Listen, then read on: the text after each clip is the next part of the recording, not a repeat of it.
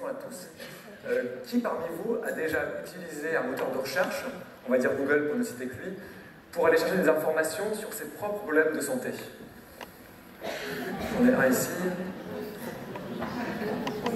Alors, à vue d'œil comme ça, je dirais que vous êtes environ 50%, peut-être un peu plus. C'est-à-dire que vous n'êtes pas très loin de la moyenne des Français, puisqu'en France, il y a 7 patients sur 10 qui aujourd'hui vont sur Internet avant d'aller chez le médecin pour avoir de l'information sur leur petit bobo ou leur maladie d'ailleurs plus grave. Alors, cette recherche, évidemment, ça leur fournit de l'information à eux, ça peut les rassurer, ça peut les inquiéter aussi parfois. Et ça, c'est d'un point de vue, une recherche pour un patient. Maintenant, si on dézoome un petit peu, et qu'on essaie de prendre l'ensemble de ces recherches, et bien l'ensemble de ces recherches a aussi beaucoup de valeur pour la personne qui les récolte, et en l'occurrence Google. C'est pour cette raison que je voulais vous parler, comme premier exemple, pour entamer cette conférence, de Google Flu, qu'on peut traduire par Google Grip. Alors, ça a été créé en 2009 par Google. Vous connaissez tous, je ne vais pas faire de rappel sur la société américaine. Et ça a été créé en 2009, et l'objectif pour eux était, parmi les 9 milliards de recherches quotidiennes réalisées sur Google, d'aller chercher toutes les recherches qui ont attrait à la grippe ou aux symptômes de la grippe. Donc ils ont commencé par élaborer ce modèle, et puis ils les ont rapprochés avec les données officielles des pays. Et dans le cas de la France, c'est les données qui sont remontées par le réseau Sentinelle, par les médecins, puis le réseau Sentinelle. Et qu'est-ce qu'ils ont observé? Ils ont observé une parfaite corrélation entre ces données, entre les données remontées par le terrain et les données analysées par Google une fois qu'ils les avaient rapprochées. Alors, on peut se demander quel est l'intérêt donc de créer un algorithme pareil si ces données correspondent exactement à ce qu'on savait déjà. Et bien, la réponse, c'est que Google a réussi à avoir 15 jours d'avance, soit le temps qu'il fallait pour aller remonter les données du terrain vers les autorités de santé. Et c'est justement ces 15 jours d'avance qui ont une valeur très importante, notamment en termes de santé publique, pour lancer probablement des campagnes de prévention. Puisque avec Google Flu, on a réussi à découvrir quand est-ce que la grippe allait arriver près de chez vous, en temps réel. Alors cet exemple, c'était simplement pour vous donner un aperçu sur des données qui ne sont pas forcément des données issues de la santé, ce ne sont pas des données cliniques, c'est des données qui n'ont aucune valeur en soi, des recherches, de la personne de ce qu'on pouvait faire aujourd'hui avec la multiplication des données de santé grâce au Big Data. Alors aujourd'hui, pour structurer la conférence, on a voulu reprendre une phrase qu'on entend un peu souvent, parfois on a un peu ras-le-bol d'entendre cette phrase-là, c'est de dire que le Big Data, c'est l'or noir du 21e siècle.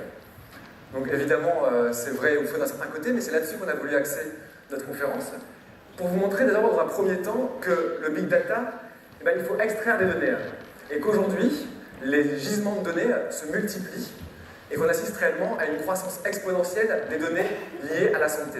Pas forcément des données de santé, mais des données liées à la santé. Ensuite, ces données brutes en elles-mêmes, telles le pétrole, n'ont aucune valeur, ne sont pas utilisables. Donc il faudra penser, créer des raffineries qui permettront d'analyser ces données et d'en extraire de la valeur, utile pour le patient peut-être, mais pour le corps médical surtout. Et enfin, on essaiera rapidement d'aborder les limites que peut poser le Big Data aujourd'hui. On a vu que pour le pétrole, qui avait été la force de la société du XXe siècle, les limites se sont vite posées. Récemment, la COP21 l'a encore affirmé, si besoin. Et bien pour le Big Data, c'est pareil. De grands défis vont se poser à la société, et il faut les anticiper et y penser dès aujourd'hui. Bonjour à toutes et à tous. Alors, avant de parler des gisements de données numériques, je voulais vous demander qu'est-ce que c'est que la data. Donc, petit retour en arrière. Voilà. Ce que vous voyez ici, c'est le disque crétois. C'est un artefact qui a été trouvé sur l'île de Crète en 1908 et il date de 4000 ans. Alors malheureusement, je ne vais pas pouvoir vous révéler son contenu aujourd'hui, et ce n'est pas de la mauvaise volonté, c'est que cette écriture n'a jamais été déchiffrée. Mais ce qui est très intéressant, c'est ce que ça nous apprend sur la manière dont l'information était stockée et transmise il y a de ça 4000 ans. Alors à tout bien considérer, peut-être que l'humanité n'a pas tellement évolué, puisqu'on stocke toujours l'information sur des disques, mais on en stocke évidemment beaucoup plus. Et puis cette information, on peut très facilement la copier, la transmettre, la traiter, et on peut la réutiliser à l'infini pour de nouveaux usages. Alors sur le disque crétois, on ne pouvait pas stocker beaucoup d'informations, et elle était statique, stationnaire. En comparaison, l'intégralité des dossiers récupérés par Edward Snowden sur les serveurs de la NSA, des millions de pages, tenaient sur une clé USB de la taille d'un ongle, et on pouvait les transmettre à l'autre bout de la planète à la vitesse de la lumière. Donc on l'a compris, on a beaucoup plus d'informations et beaucoup plus rapidement. Alors d'où vient toute cette donnée? Eh bien d'un phénomène qu'on appelle la mise en données ou la dataification. Un petit repère numérique. Jusqu'en 2003, l'humanité avait créé 5 exaoctets de données numériques. En 2011, il fallait 2 jours. Et en 2015, moins de 10 minutes pour produire la même quantité d'informations. On dit que d'ici 2020, l'univers numérique aura encore été multiplié par 50, c'est-à-dire que 98% de la donnée qui sera disponible en 2020 sera nouvelle par rapport à aujourd'hui. Alors qu'est-ce qu'il en est de la santé? Bien évidemment, on va venir à notre sujet principal. La santé n'échappe pas à cette mise en données. D'abord l'imagerie médicale, évidemment, 80% de l'information numérique en santé aujourd'hui. Le Quantified Self, sur lequel nous reviendrons évidemment. Et puis, la génomique. Je voulais commencer par cet exemple qui vous parle évidemment à tous. On a parlé de recherche génétique dans la conférence précédente. Ça paraissait complètement fou de mettre le génome humain en données dans les années 80. Et pourtant, à l'issue d'un effort de 13 ans mondial, 3 milliards de dollars, et ben on y est arrivé en 2001. Et aujourd'hui, le séquençage dure 3 heures, il coûte 600 $. Et on prévoit qu'avec les nouvelles technologies, le séquençage complet du génome à l'avenir coûtera quelques dollars, le prix d'un croissant. Alors, malheureusement, je me suis prêté aujourd'hui pour la séance à une analyse de mes propres gènes, et ça ne m'a pas coûté le prix d'un croissant. Ça m'a coûté environ 150 €. Et contre ces 150 € que j'ai payé en ligne, j'ai reçu de la part d'une boîte qui s'appelle 23andMe, donc 23 par rapport au nombre de paires de chromosomes dont nous disposons tous, a priori. Et j'ai reçu une petite boîte qui m'invitait à renvoyer en Californie un échantillon de ma propre salive. Ce que j'ai fait par FedEx, et quelques semaines plus tard, j'ai reçu mes résultats. Alors, on va arriver à mes résultats, mais avant, je voudrais d'abord vous parler de cette société. Cette société, 23andMe, est une société californienne dont l'ambition affichée était d'être un horoscope biologique et numérique. Donc, pour faire simple, ça promettait à ses clients de leur fournir un pourcentage des maladies qu'ils pourraient avoir sur une centaine de maladies, quelle probabilité ils avaient de développer telle ou telle maladie. Évidemment, les autorités de santé américaines ont un peu bondi lorsqu'elles ont appris l'existence et la prolifération de ce type de test et ont mis le nez à l'intérieur pour voir comment ça se passait. Et en 2014, la FDA a tapé du poing sur la table en disant « Vous êtes très gentil avec vos tests génétiques, mais ça comporte trop de risques par rapport aux bénéfices que ça peut apporter, notamment sur tout ce qui est les faux positifs. » Et ils ont donc restreint la société 23andMe à n'analyser que l'arbre généalogique des personnes.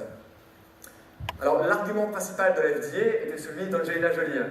Il y avait de gros risques qu'on puisse déceler sur les gènes avec des faux positifs, la mutation génétique BRCA1, qui potentiellement amène la personne à développer un cancer du sein à 90%, et qui pouvait pousser certaines patientes américaines à aller faire une chimio préventive ou même une chirurgie du sein. Donc la question est de savoir, une fois que cette société a été bridée par les autorités américaines, qu'en est-il devenu? Est-ce que cette société est morte ou pas? La réponse, c'est que non. Cette société n'est pas morte du tout, puisqu'elle représente aujourd'hui ce qu'on appelle une biobanque. La société 23andMe possède aujourd'hui un patrimoine génétique fort de 800 000 patients. Donc demain, 1 million. Et qu'est-ce qu'on peut faire avec un patrimoine d'1 million de patients en termes d'analyse génétique? Eh bien, on va revendre ces données-là. C'est toute l'astuce de ce type de société, c'est que moi-même, j'ai payé pour extraire des données. Donc moi, je paye une fois, et derrière, ils vont revendre ces données aux plus grands labos pharma. L'ensemble des 20 plus grands labos pharma aujourd'hui travaillent avec eux pour faire avancer la recherche sur différentes aires thérapeutiques. Alors, voici un aperçu de mes résultats. J'étais relativement déçu parce que je n'ai pas appris grand-chose. J'ai appris quand même que j'avais des origines du nord-ouest européen à 85%, je m'en doutais. J'ai appris que j'avais 27% de mon sang qui devait être anglais ou irlandais. Je m'en doutais pas, mes profs d'anglais non plus d'ailleurs. Et puis à part ça, c'est tout. Voilà ce que j'ai appris contre 150 $. mais j'ai quand même accepté que mes données soient utilisées. Il y avait une case qui me permettait d'accepter que mes données soient utilisées à des fins de recherche et commerciales. Et on ne pouvait pas dire oui pour la recherche, non pour les commerciales. C'est un package sur ce site. Alors on voit bien avec cet exemple qu'aujourd'hui c'est nous, patients, citoyens, qui allons payer parfois pour aller chercher nos données et avoir une visualisation de ces données. Et ça c'est ce qu'on appelle le Quantify Self. Le Quantify Self c'est quoi? Pour le définir en quelques mots, c'est la tendance qu'ont les gens aujourd'hui de tout mesurer et de tout comparer. On reviendra sur le type de mesure qu'on peut faire, et voilà, c'est mesurer ces données et pouvoir les comparer avec des gens. Cette mouvance, elle est née dans les années 2000, notamment avec l'apparition des réseaux sociaux pour les patients. Et je voudrais vous parler aujourd'hui d'un de ces réseaux sociaux, qui est américain encore une fois. Alors, il y aura beaucoup d'exemples américains dans cette conférence, et je m'en excuse. J'aurais aimé que ce soit plutôt français d'ailleurs. Et ce site s'appelle Patient Like Me, un patient comme moi. Alors, pour vous rappeler l'historique de ce site, c'est un site qui a été créé en 2004 par deux chercheurs du MIT, qui étaient frères, et dont le troisième frère était atteint de la maladie de Charcot. Pour aider leur frère à mieux vivre cette maladie, à repousser le moment où leur frère allait décéder potentiellement de cette maladie, ils ont voulu rassembler des données existantes dans la littérature scientifique sur la maladie de Charcot. Et ils n'ont pas trouvé grand-chose, et pas trouvé grand-chose qu'ils trouvaient en tout cas probant. Et leur idée de génie, entre guillemets, a été de créer un réseau social dédié aux patients atteints de cette maladie, afin que tous les patients américains atteints de la maladie de Charcot puissent se connecter et témoigner de leur maladie. Donc ils déclaraient la maladie, les traitements qu'ils prenaient, les symptômes, les améliorations dues à ce traitement, et les effets indésirables. Et puis ça a très bien marché. Ça a très bien marché, ils ont appris beaucoup de choses, j'y reviendrai rapidement après. Donc en 2010, ils ont décidé d'élargir la plateforme pour toutes les maladies et de créer finalement un Facebook des patients de la santé. Donc aujourd'hui, vous, moi, si on déclare une maladie, on peut aller sur ce site et y témoigner, tel que l'ont fait les patients atteints de la maladie de Charcot dans les années 2000. Alors c'est super, les réseaux de patients, les patients ont de l'information, ils partagent leur expérience, ils parlent entre patients, ce qui parfois est important. Mais quel est le lien avec le Big Data là? Eh bien, pour illustrer le lien qu'il y a avec le Big Data, je vais raconter une anecdote qui a eu lieu en 2008. Donc à l'époque où le site était encore focalisé sur la maladie de Charcot.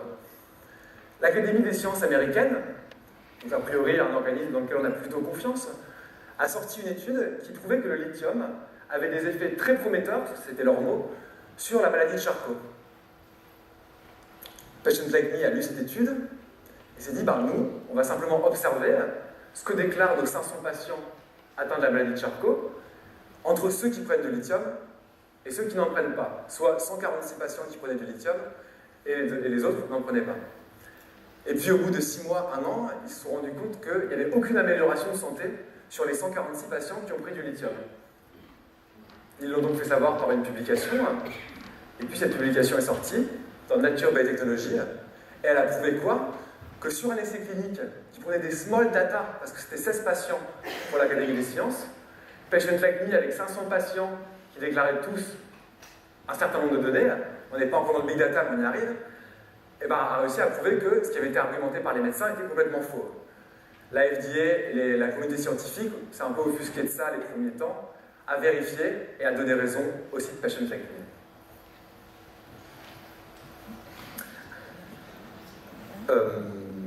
Alors, vous allez me dire, notamment en tant que médecin, c'est une remarque qu'on a souvent, oui mais les patients n'ont aucune connaissance de la santé et peuvent déclarer à peu près n'importe quoi. On parle de données déclaratives, alors que d'un autre côté, on parle de données cliniques. Alors c'est vrai, même si la force des grands nombres atténue un petit peu le bruit statistique de tout ça, mais c'est vrai plus très longtemps. Parce qu'aujourd'hui, comme l'a rappelé Louis il y a quelques minutes, on est arrivé dans l'ère des objets connectés. En 2010, on dénombrait dans le monde 12 milliards d'objets connectés. En 2020, on en décomptera 50 milliards. Donc c'est un marché qui est en plein boom. Les plus chanceux d'entre vous, d'ailleurs, ont peut-être eu à Noël la chance d'avoir un petit bracelet ou un petit capteur ou autre. C'est très à la mode. Mais finalement, l'objet connecté dont on est tous équipés aujourd'hui, c'est celui-là. C'est notre téléphone portable. Les experts considèrent que quelqu'un qui est né aujourd'hui va produire dans sa vie plus d'1 million de gigabits de données de santé sur sa vie. Alors 1 million de gigabits, on est d'accord que ça fait beaucoup, mais on ne sait pas très bien ce que ça veut dire. Pour vous donner un ordre d'idée, si c'était fait en dossier médical, en papier, ça représente 300 millions de livres. Environ 10 fois ce qu'il y a aujourd'hui dans la Bibliothèque nationale de France. Donc les données de santé qu'on risque de produire tout à chacun au long de notre vie vont être monumentales. Et c'est pour ça qu'avec ces gisements, il faudra peut-être penser demain à créer des machines capables de les analyser. Alors effectivement, on va parler maintenant de ces machines, de ces raffineries, pour reprendre l'analogie avec leur nom, qui vont permettre de traiter cette matière brute, d'en tirer toute la valeur et de la rendre utile pour la médecine. Alors, on n'est pas obligé d'utiliser toute cette donnée d'un coup. Et on peut faire des choses formidables avec juste ce qu'on vient de voir, des objets connectés et des applications pour les patients. Pourquoi? Parce qu'on a de la donnée individuelle, localisée et en temps réel. Et alors, je voulais vous parler d'un exemple un peu personnel, notre expérience. On a travaillé avec un grand laboratoire pour mettre en place une solution pour accompagner les patients dans le cancer du sein. Alors, le principe de cette solution était basé sur un capteur, enfin une série de capteurs plus exactement d'un côté, une application, et puis il était servi par une plateforme de télémédecine. Alors comment on a fait? Eh bien, on a réuni des experts informatiques, des médecins, des patients. On a vu quelles données étaient importantes pour suivre et aider les patients contre les cures. Et puis on a mis au point des algorithmes qui permettent de mouliner un peu cette donnée, de sorte que les patientes, quand elles déclarent des symptômes, elles reçoivent une recommandation immédiate, des conseils pour activer des prescriptions symptomatiques. Les médecins, eux, ne sont avertis que quand les seuils d'alerte qu'ils ont prédéfinis sont franchis. Et puis au milieu, il y a une plateforme de télémédecine qui a accès à toute l'information et qui peut intervenir en cas d'urgence et qui est disponible sur sollicitation des patientes. Alors on voit ce genre de programme est très intéressant, excusez-moi, notamment pour l'accompagnement des personnes à mobilité réduite, pour toutes les maladies chroniques. Pourquoi? Parce qu'il permet d'optimiser les ressources hospitalières, bien sûr. Seulement, on n'est pas tout à fait encore dans le big data, on est plutôt dans le smart data. On travaille sur des petits volumes de données, mais on essaye de mettre à disposition de la bonne personne, des bonnes données, au bon moment. Mais le propos du big data, il est beaucoup plus ambitieux. Il est d'intégrer toutes les sources de données qu'on a vues auparavant, et là, ça devient un tout autre défi, bien sûr. Alors pourquoi? Il y a quelques caractéristiques sur ces données dont on a parlé, qu'on va rappeler, qu'on appelle les 4 V. D'abord, leur volume. Ces données sont pléthoriques. On a parlé du génome humain, il y a un génome complet, c'est entre 1 et 10 téraoctets. Ensuite, leur variété. On ne parle plus seulement de données bien structurées rangées dans des tableaux, mais 80% de l'information en santé est non structurée, ce sont des images, du son, du texte, des commentaires. Ensuite, leur rapidité. Les données sont mises à jour instantanément maintenant entre les capteurs et les plateformes qui les analysent. Et enfin, leur véracité, qui, elle, devient relative, puisqu'il y a une marge d'incertitude ou d'inexactitude qui vient se loger aussi bien sur les déclarations des patients, sur les sites internet, que sur les capteurs. Dans les échanges automatiques entre deux systèmes communicants, il y a toujours des erreurs qui viennent se loger. Alors, pour traiter toutes ces données, on a recours à un nouveau domaine des sciences, plus tout à fait nouveau, qu'on appelle les sciences cognitives. Est-ce que vous connaissez tous le machine learning? J'imagine que beaucoup dans la salle, oui, bien sûr. Alors, pour voir quand même de quoi il retourne, je vais vous raconter une histoire de jeu d'échecs très rapidement. En 1956, Arthur Samuel, un ingénieur chez IBM, met au point le premier logiciel de jeu d'échecs. Seulement quand il joue contre son ordinateur, c'est pas très intéressant, ça manque de piquant parce que l'ordinateur ne sait que déplacer les pièces selon les règles du jeu, alors que lui connaît la stratégie du jeu. Alors il a l'idée géniale de développer un deuxième logiciel qui tourne en parallèle du premier et qui mesure simplement la probabilité pour chaque configuration du plateau que celle-ci lui amène une victoire ou une défaite à la fin de la partie. Alors il continue de jouer contre son ordinateur, il sent que l'ordinateur s'améliore et puis il le laisse jouer contre lui-même et un beau matin il revient et il perd. Et il perd, et il perd encore, et il n'arrive plus à gagner contre son ordinateur. Et en fait, ce qu'il venait de mettre au point, c'était la première machine, pour reprendre ses propres termes, qui était capable d'apprendre et de surpasser son concepteur dans une tâche que lui-même lui avait apprise. Alors vous l'avez compris, les machine learning, c'est l'intelligence artificielle, et ça ne paraît rien, mais ça permet de faire des choses extraordinaires. C'est à l'origine de beaucoup des services qu'on utilise aujourd'hui, et c'est très utilisé évidemment en santé. Alors pourquoi on l'utilise? Parce que une des caractéristiques les plus intéressantes, c'est que la logique du machine learning est agnostique. On ne formule plus d'hypothèses a priori. Donc on peut faire parler de très très grands jeux de données, détecter les corrélations parcimonieuses, les signaux très faibles, et en tirant de la connaissance empirique de ces données, construire des modèles prédictifs très puissants. Alors évidemment, ils ne sont pas toujours explicatifs, mais le cadre théorique n'est pas détruit, il est simplement déplacé. Le regard du chercheur intervient à la fin des calculs, et les hypothèses deviennent des variables d'ajustement pour expliquer les calculs. Alors on l'utilise beaucoup, évidemment, dans la recherche en génétique.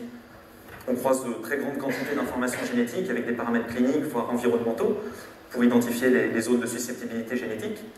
Et puis maintenant, même on va plus loin, avec l'épigénétique, on identifie les interactions entre l'exome et les parties non codantes de l'ADN, ou encore entre les gènes et leur environnement.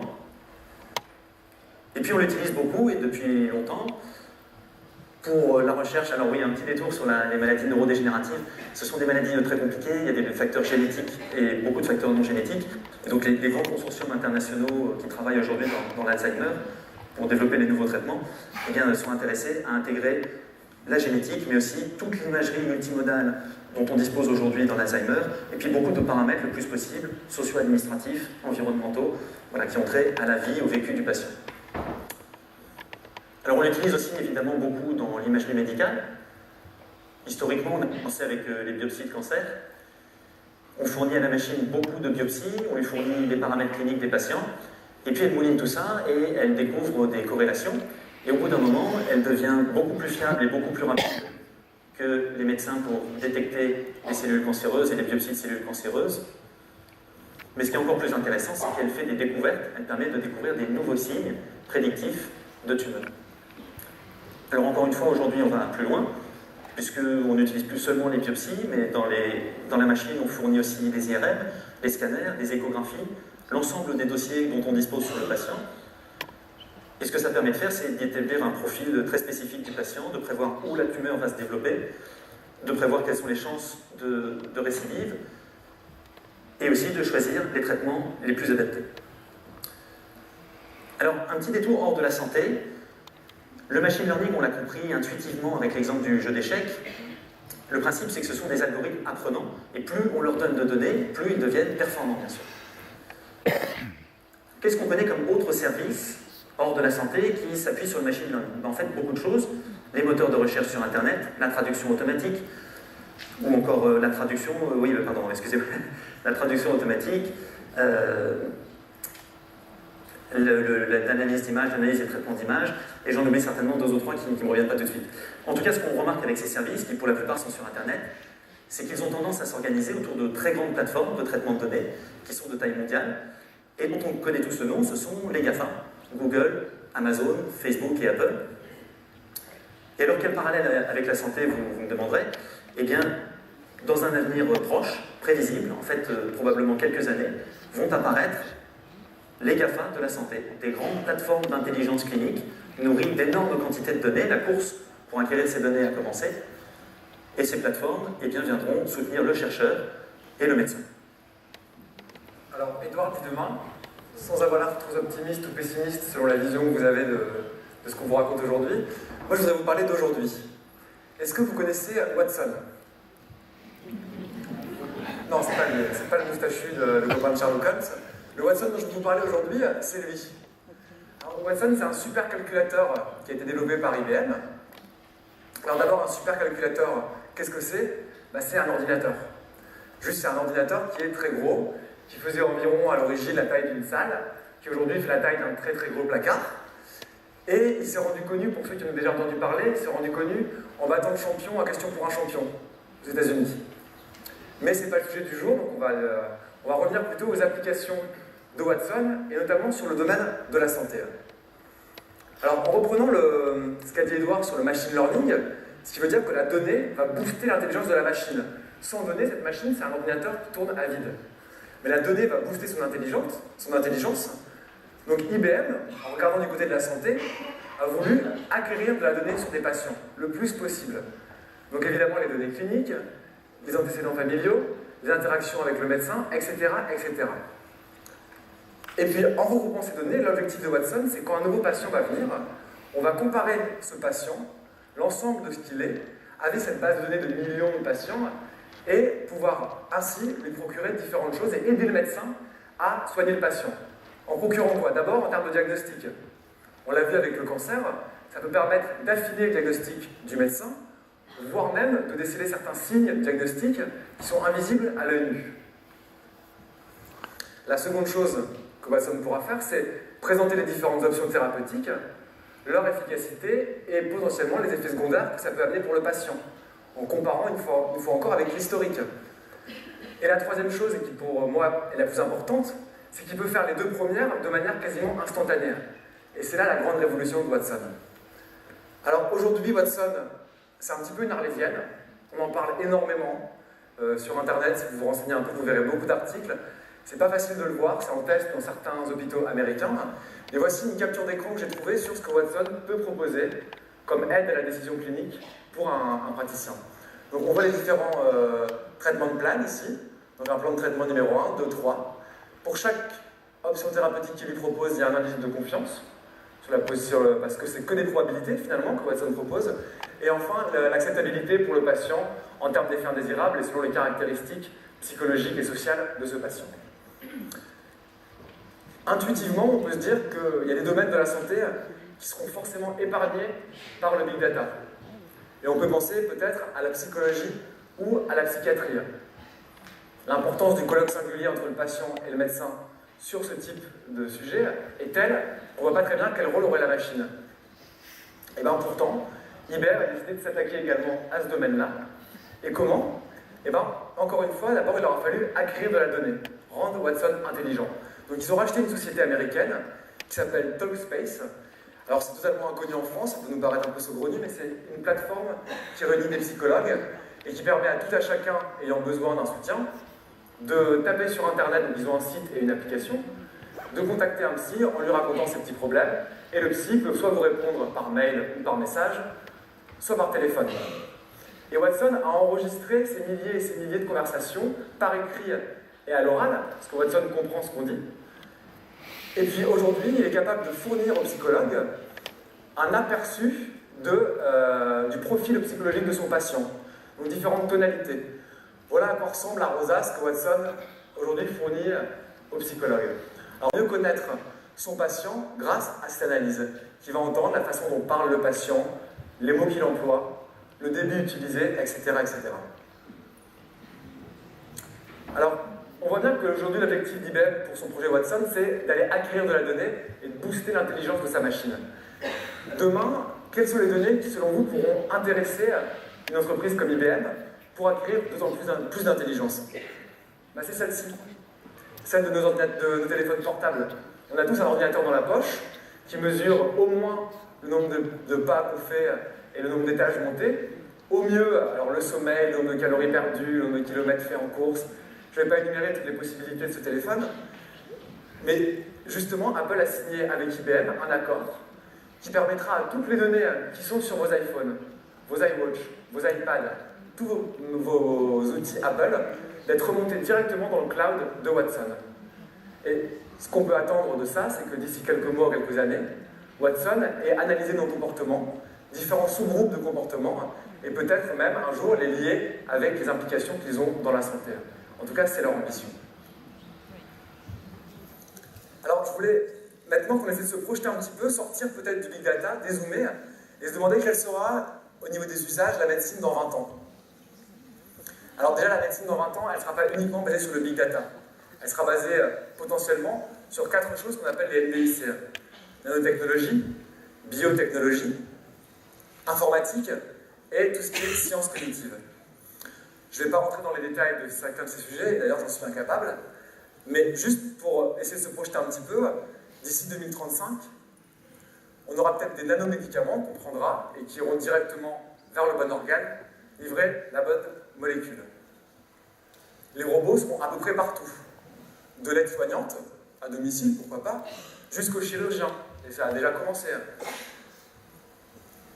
On aura potentiellement chacun des capteurs sur nous qui non seulement seront capables de relever toutes nos variables, mais également en temps réel, pourquoi pas, de poser un diagnostic et de prévenir le corps médical et de prendre rendez-vous pour nous avec un médecin. Alors ça peut en faire rêver certains, ça peut faire peur à d'autres, Et pour voir un peu quelle sera l'efficacité finalement de ce mariage de ces différentes technologies, je voudrais qu'on se focalise maintenant sur l'espérance de vie. Voici la courbe de l'espérance de vie à la naissance en France. Alors le premier constat, c'est qu'elle est croissante, et on voit qu'en gros, entre 1750 et aujourd'hui, elle a quasiment fait plus que tripler. On est passé de 25 ans à plus de 75 ans. Les 20 dernières années, l'espérance de vie en France des hommes a augmenté de 3 mois par an, et des femmes de 2 mois par an. Alors désolé pour vous mesdames, mais vous avez déjà un petit peu d'avance, donc on le rattrape tout doucement notre retard. Alors je sais que dans les journaux, on a lu récemment que l'espérance de vie en France était en train de chuter, ce qui, vous avez vu, égratigné un petit peu mon raisonnement. Mais je vais quand même le poursuivre, on y reviendra après si vous voulez. Quand on voit cette courbe, on peut se demander jusqu'où elle va aller. Jusqu'où va continuer cette courbe. Et finalement, là, on touche à la thématique de l'homme de 1000 ans. Alors ces mots ne sont pas de moi, hein, c'est des idées qui sont portées aujourd'hui par un ensemble de personnes, des penseurs, des médecins, et puis aussi des grandes firmes multinationales. Et pour en citer qu'une dont on a déjà un petit peu parlé, Google. Google est en première ligne sur la thématique du transhumanisme, donc le fait de tuer la mort. La mort de la mort. Quelle belle idée. Ça pose quand même pas mal de questions. Google a créé, il y a quelques années, Calico, Californian Life Corporation. Et l'ambition de Calico, c'était de repousser l'espérance de vie de 20 ans d'ici 2035. Alors, repousser l'espérance de vie de 20 ans d'ici 2035, si on réfléchit un petit peu, ça veut dire qu'en 2035, on aura vieilli de 20 ans, mais qu'il nous restera encore 20 ans. Donc l'ambition de Calico est de nous offrir à tous 20 ans de vie, ce qui est plutôt ambitieux. Et pour avoir un ordre de grandeur, ça veut dire quoi 20 ans de vie, ça nous paraît assez abstrait. Si aujourd'hui on arrive à éradiquer le cancer dans le monde, l'espérance de vie de l'humanité augmenterait d'un peu moins de 3 ans. Donc l'ambition d'une boîte comme Calico va bien au-delà finalement qu'éradiquer le cancer. Alors ça peut donner le vertige, ça peut faire peur à chacun, et ça fait même peur à ceux qui s'y connaissent. Bill Gates, qui n'est pas le perdreau de l'année en matière d'informatique, a lui-même déclaré qu'il ne comprenait pas pourquoi les gens n'avaient pas peur de l'intelligence artificielle. Parce que lui-même commence à avoir un peu peur de l'endroit où peut nous amener l'intelligence artificielle. Ça peut donner le vertige, et puis ça doit aujourd'hui nous faire poser une question, c'est la médecine dans 20 ans, ou un peu plus, est-ce que ce sera un rêve ou un cauchemar? Alors oui, est-ce que ça sera un rêve ou un cauchemar? C'est vrai qu'avec les perspectives orwelliennes qu'on voit là, on peut se poser la question. Et pour reprendre notre analogie de l'or noir, aujourd'hui, l'usage du pétrole est un peu remis en question dans nos sociétés. Il a bouleversé l'organisation des sociétés au tournant du XXe siècle. Eh bien, aujourd'hui, on est peut-être à ce tournant aussi, où le big data a le potentiel pour bouleverser l'organisation, tout simplement des systèmes de santé, mais de nos sociétés plus largement. Et donc, il faut se poser les questions sur l'avenir et les conséquences à long terme. Alors d'abord, ce qui est le plus inquiétant avec le big data, évidemment, c'est que ça touche à nos données personnelles. Alors, big data est-il Big Brother? Première question, et pas des moindres. Alors on l'a vu, la mise en œuvre du big data va nous apporter une meilleure connaissance sur notre santé, sur ses déterminants. Mais est-ce que tout ça est vraiment un progrès? C'est-à-dire, est-ce que les bénéfices seront supérieurs aux risques? Alors, pour mettre en œuvre le big data, il va falloir intégrer toutes les données dont on a parlé dans d'énormes banques de données. Évidemment, le principal problème, risque, c'est celui de la rupture de confidentialité. Alors, même les systèmes les mieux protégés ne sont pas à l'abri du piratage. Ça arrive d'ailleurs de temps en temps, malheureusement, aux meilleurs hôpitaux français. Mais le problème, c'est de définir quelles instances vont devoir gérer ces bases de données et surtout à qui elles vont donner accès à nos données. Et là, mettons que dans un avenir proche, une start-up développe un algorithme qui soit totalement infaillible pour prédire le cancer. Est-ce que la CNAM devrait lui donner toutes nos informations? Et si oui, est-ce qu'elle devrait le faire avec ou sans notre consentement? Bien, la réponse à cette question est évidemment très délicate. Et certains d'entre vous pourraient se dire c'est peut-être une juste contrepartie pour la prise en charge de la santé par la collectivité. Et puis d'ailleurs, nous sommes lancés dans un mouvement où tous nous acceptons quotidiennement de céder un peu plus de notre intimité, de notre liberté, pour plus de sécurité et pour de la gratuité. Mais là, on en vient à une question qui gratte un petit peu. Je ne sais pas s'il y a comme un malaise qui s'installe. On n'a pas encore parlé de la chose peut-être la plus importante. On n'a pas parlé d'argent. Alors, Big Data, quel rapport avec le Big Business? Et oui, on nous dit souvent que le Big Data va nous permettre de faire des économies, il y a des gisements de productivité soi-disant considérables dans la santé. Alors c'est vrai, nos systèmes de santé en France, en particulier, sont post-traumatiques. Ils sont organisés pour gérer la maladie et les traumatismes, et non pas pour les prévenir. Seulement 3% des dépenses sont faites dans la prévention. Et puis c'est vrai aussi, tout n'est pas pour le mieux. 17% des diagnostics sont erronés selon l'OCDE, les 2/3 seraient mal posés à tout le moins. Et puis 70% des médicaments seraient relativement ou totalement inefficaces. Alors évidemment, une meilleure connaissance de la santé, la mise en œuvre des outils dont on a parlé, permettra certainement de réduire un peu ces coûts. Les coûts de la santé, c'est 240 milliards d'euros, je ne vous l'apprends pas. Donc c'est vrai qu'une optimisation de quelques points de pourcentage, ça serait déjà considérable. Mais seulement le big data, évidemment, il a un coût, et il a un coût énorme. Et puis les sociétés qui investissent dedans, et dont on a beaucoup parlé, Google, Apple, IBM, ça ne vous a peut-être pas échappé, mais ce ne sont peut-être pas des fondations, ce ne sont pas des sociétés purement philanthropiques, et elles poursuivent évidemment un profit. Donc le big data, pour le moment, a la perspective qu'il soit plus ou moins gratuit, mais ils nous le font payer d'une manière ou d'une autre. Alors comment? Eh bien, la méthode la plus évidente, c'est de monétiser la donnée. Et là, on peut être, à juste titre, un peu effrayé de ce que certains acteurs pourraient faire de cette donnée. Et en particulier, je pense qu'on a peut-être tout ça en tête, quand on pense santé, on pense frais de santé, on pense assurance. Que feraient les assurances avec cette donnée? Alors pour le moment en France, évidemment, c'est très encadré, on ne peut pas moduler le coût des polices d'assurance, le prix des polices d'assurance en fonction du coût, mais ce n'est pas le cas partout, loin de là. Et puis surtout, les lois de bioéthique encadrent très strictement l'utilisation de nos informations génétiques, et on ne peut pas faire de discrimination ni à l'assurance, ni à l'emploi, sur des bases génétiques. Encore que ce soit théorique, puisque un hémophile ne peut pas devenir boucher aujourd'hui. Et puis il y a des brèches qui sont ouvertes dans l'assurance, pas en France, mais en Angleterre, où les assureurs demandent dès aujourd'hui des dépistages pour la maladie de Hutchinson avant d'ouvrir des comptes d'assurance vie à leurs clients. Alors le risque, évidemment, c'est que demain, eh bien, on soit tous obligés petit à petit de souscrire à des polices comportementales, payées comme vous vous comportez, c'est une bonne façon de façonner le comportement des gens, et puis à plus long terme, peut-être, polices qui seront basées sur notre génome, tout simplement. C'est-à-dire que la mise en œuvre du big data remet en question tous nos principes de solidarité et d'égalité des chances.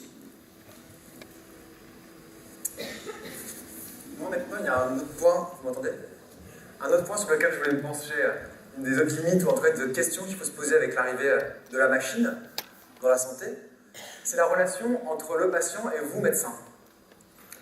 Alors c'est vrai qu'un patient qui est équipé de capteurs sur lui, qui lui permettent en permanence d'avoir ses variables et potentiellement de poser un diagnostic, c'est une super nouvelle pour les hypocondriaques, mais est-ce que c'est une si bonne nouvelle pour vous, médecin? On peut se poser la question de qu'est-ce que vaudra votre parole demain, quand lorsqu'un patient comparera forcément la vie de son médecin, qui a fait 10, 15, parfois 20 ans d'études, qui a l'expérience, selon les maladies, de dizaines, de centaines, voire de milliers de patients, versus de l'autre côté la machine, qui elle n'a pas fait beaucoup d'études, mais par contre qui a dans son cerveau, dans sa base de données, plusieurs millions et millions de patients. Quelle sera la confiance donc qu'aura le patient vis-à-vis de ce que vous dites? L'autre point sur lequel je voulais savoir, c'est si on se met de l'autre côté du miroir. Si maintenant, on se met, en l'occurrence, de votre côté du miroir, à la place du médecin, quelle sera, vous, en tant que médecin, votre obligation vis-à-vis du patient? Et pour ça, je voudrais juste prendre un seul petit exemple, et ça nous montrera peut-être l'étendue des problèmes que ça va poser.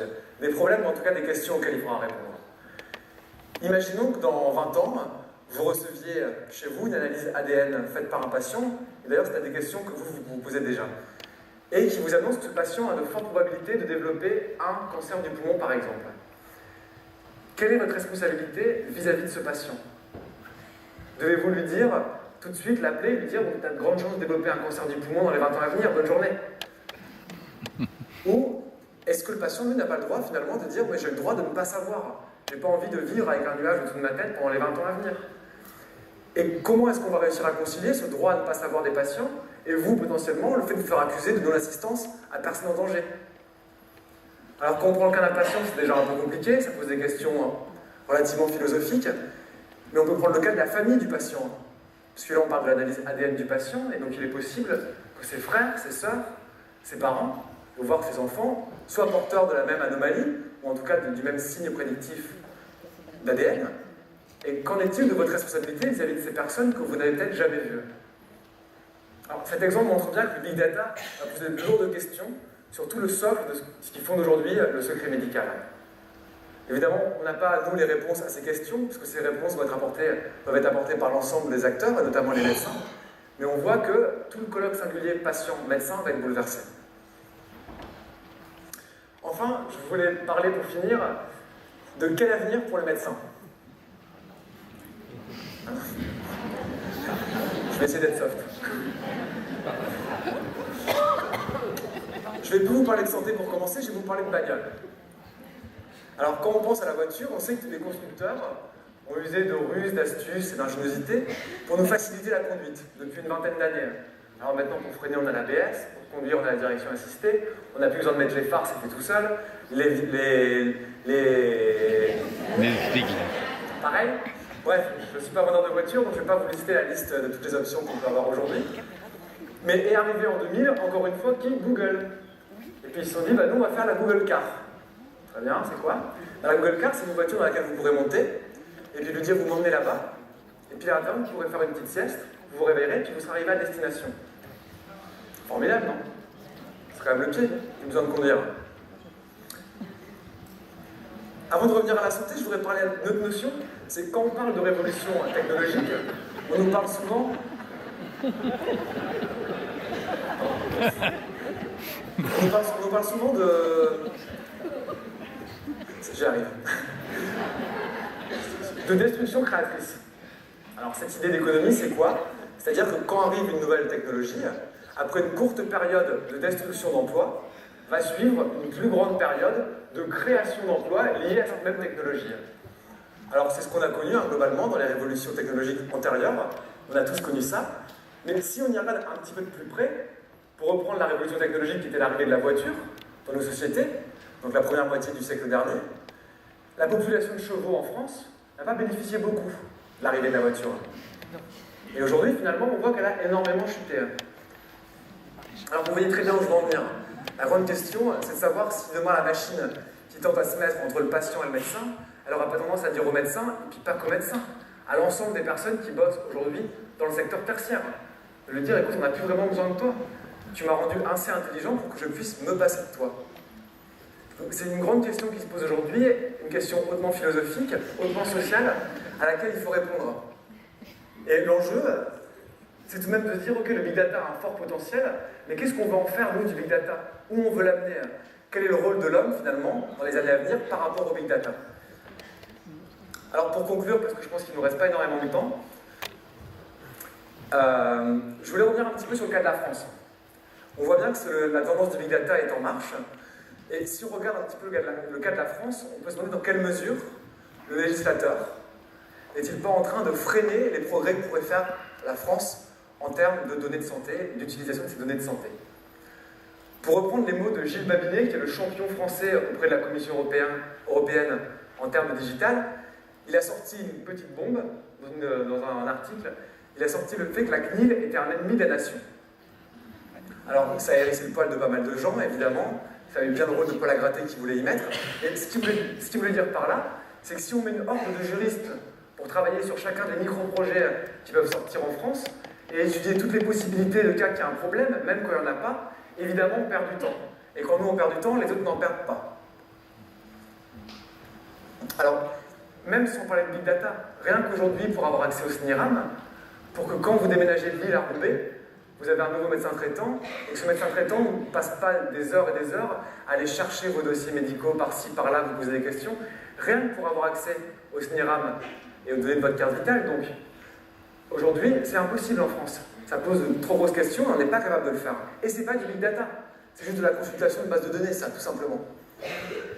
Et pourtant, malgré tout, je voudrais quand même finir sur une note positive, c'est qu'en France, on a de nombreux atouts pour avoir un rôle fort dans le Big Data. Le premier de nos atouts, c'est vous. C'est le corps médical.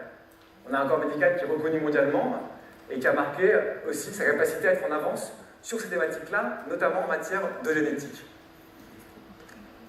Le second atout, c'est les mathématiciens.